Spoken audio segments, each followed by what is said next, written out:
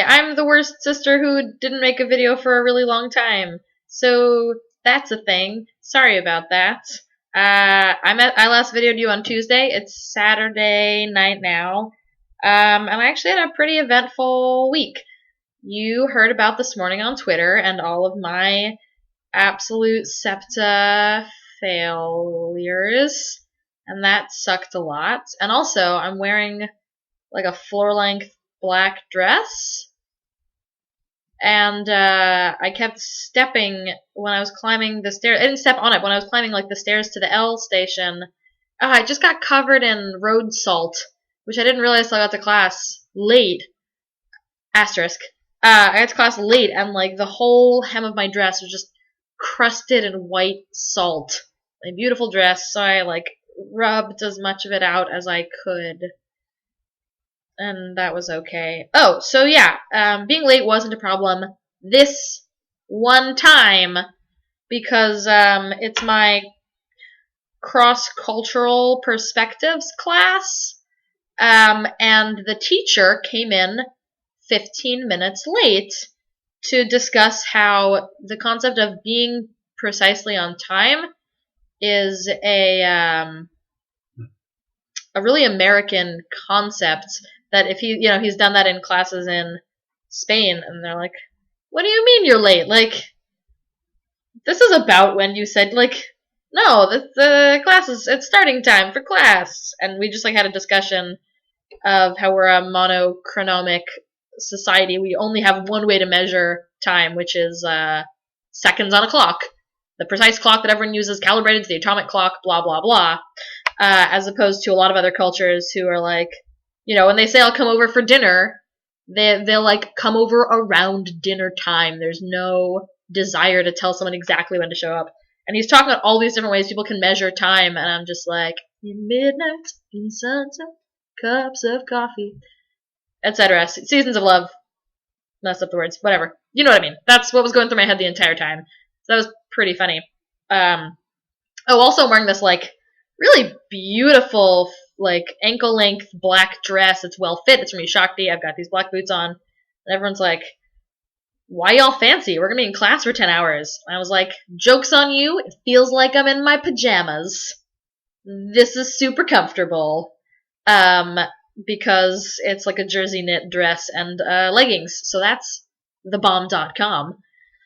What did I do this week? Oh, on Thursday I saw a production of Twelfth Night that was phenomenal. It wasn't modern, but they were like in modern clothes, except Sir Toby, who was in like a doublet and hose and a ruff, and very drunk on PBR. And they were like during the party scene, they're like eating pizza on stage for reals and throwing things around, and there was like audience interaction. But just the absolute best part of the musical for me was the scene where Malvolio's like reading the letter from Olivia, and he's like, oh, she loves me in my yellow stockings. And this guy, he's like, a tall, broad-shouldered dude in his 40s, solidly built, a little bit of a paunch.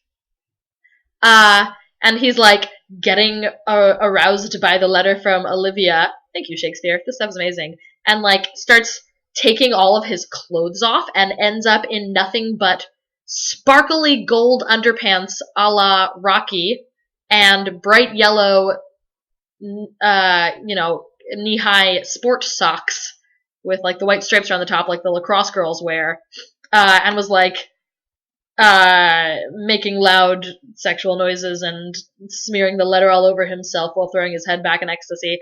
But specifically while he was taking his clothes off, watching the 10-year-old girl one row and a bit over ahead of me, like, and just sinking further and further down in her seat as more and more of his clothes came off, and just like the, oh no, look when he was in his underwear thrusting. I like when people think Shakespeare is highbrow.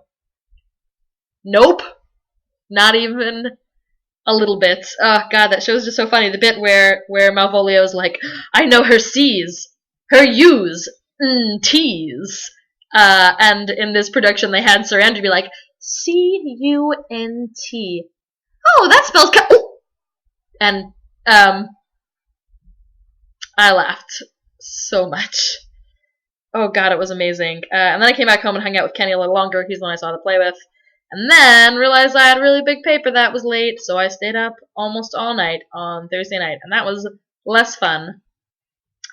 And then Friday at work, I was just tired and so my coworkers and I were gonna go out and get Mexican food, which I can get Mexican food that won't make you feel sick. You know, like some grilled chicken and avocado. That stuff's fine for me.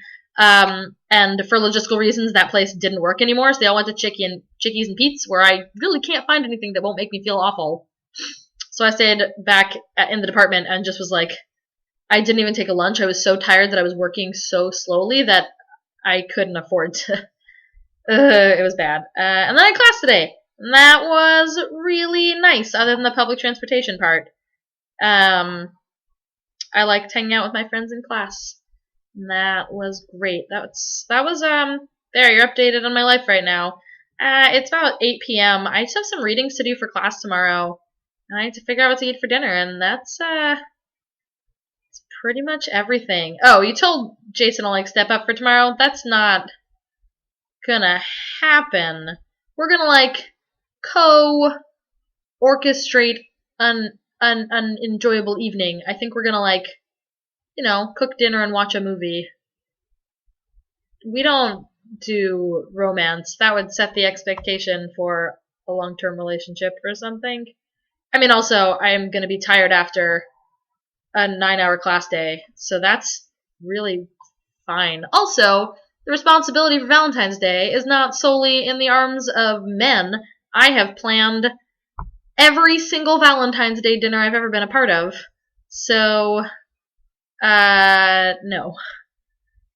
There's no expectation to step up for Dr. Brownstein. It's past 7 minutes. I'm going to stop talking now and figure out what I'm going to eat for dinner. Oh, first I'm going to show you the Valentine cards that Ginny gave me to give to people. She got them in a set, and these didn't match anyone she knew, and I love them. There is, you're the first mate on my friendship, which is so dang cute. And then there is, and I haven't decided who to give it to, but I've got some inklings, romantic primacy is bullshit for all of your non-hierarchical polyamorous needs. Yeah. I'm super stoked about these cards. They're so cute. Alright, I'm done. Bye!